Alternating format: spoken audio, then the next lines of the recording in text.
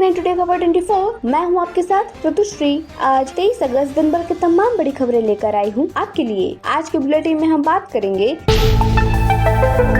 Dream 11 से लेकर पोकरबाजी तक पर लगा ताला। पीएम मोदी ने कहा भारत बनेगा गेमिंग हब।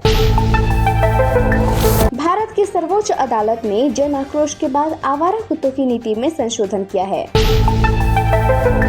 ईसीआई पूरी तरह से बेनकाब और बदनाम हो गया है। कांग्रेस ने बिहार एसआईआर पर सुप्रीम कोर्ट के फैसले की निंदा की। दावा किया गया है कि लोकतंत्र क्रूर हमले से बच गया। गिरफ्तारी के बाद सरकारी कर्मचारियों की नौकरी जाती है, प्रधानमंत्री और मुख्यमंत्रियों की क्यों नहीं? मोदी ने जेल में बंद मंत्रियों को बर्खास्त करने वाले विधेयक का बचाव किया। जब तक टीएमसी है तब तक नहीं होगा विकास, कोलकाता में बोले पीएम मोदी। अब खबरें विस्तार से। Online gaming bill 2025 bill pass होते ही ड्रीम 11, पोकरबाजी, विंजो और एमपीएल जैसे प्लेटफॉर्म्स पर ताला लग चुका है। इन कंपनियों ने अपनी वेबसाइट्स पर लिखा है कि ऑनलाइन गेमिंग बिल पास होने के बाद उन्हें अपना बिजनेस बंद करना पड़ रहा है। पशु प्रेमियों के भारी विरोध के बाद भारत के सर्वोच्च न्यायालय ने शुक्रवार को आवारा कुत्तों पर अपने आदेश में संशोधन करते हुए निर्देश दिया कि दिल्ली और उसके आसपास की सड़कों से पकड़े गए कुत्तों को नसबंदी और टीकाकरण के बाद छोड़ दिया जाए। इस महीने की शुरुआत में अदालत ने फैसला सुनाया था कि कुत्तों के काटने और रेबीज के मामलों में वृद्धि के बाद दिल्ली और उसके उपनगरों में सभी आवारा कुत्तों को आश्रय गृहों में स्थानांतरित किया जाए। इस फैसले के आलोचकों का कहना था कि इसे लागू नहीं किया जा सकता क्योंकि पर्याप्त आश्रय गृह नहीं है।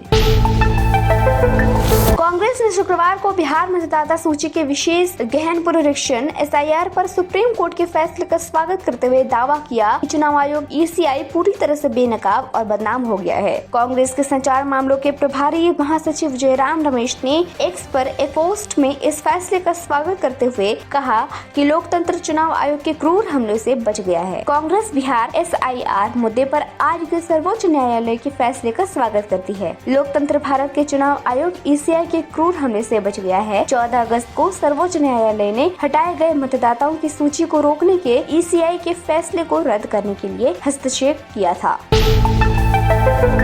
प्रधानमंत्री नरेंद्र मोदी ने शुक्रवार को गिरफ्तारी के बाद 30 दिनों तक जमानत न मिलने पर प्रधानमंत्री और मुख्यमंत्रियों को हटाने का प्रस्ताव करने वाले विधेयक की आवश्यकता पर बल दिया और कहा कि भ्रष्टाचार के खिलाफ लड़ाई के लिए ऐसा कानून लाया गया है। आज कोई भी कानून से ऊपर नहीं होना चाहिए, लेकिन ये कैसे संभव है कि कुछ मुख्यमंत्री, मंत्री या यहाँ तक कि प्रधानमंत्री भी जेल में रहते हुए सत्ता का आनंद ले रहे हैं? अगर किसी सरकारी कर्मचारी को 50 घंटे की जेल हो जाती है तो उसकी नौकरी अपने आप चली जाती है, चाहे वह ड्राइवर हो, क्लर्क हो या चपरासी। लेकिन एक मुख्यमंत्री, एक मंत्री या यहाँ तक कि एक प्रधानमंत्री भी जेल में से रहते हुए सरकार में बने रहने का आनंद ले सकता है। प्रधानमंत्री मोदी ने बिहार के गयाजी में एक जनसभा को संबोधित करते हुए कहा।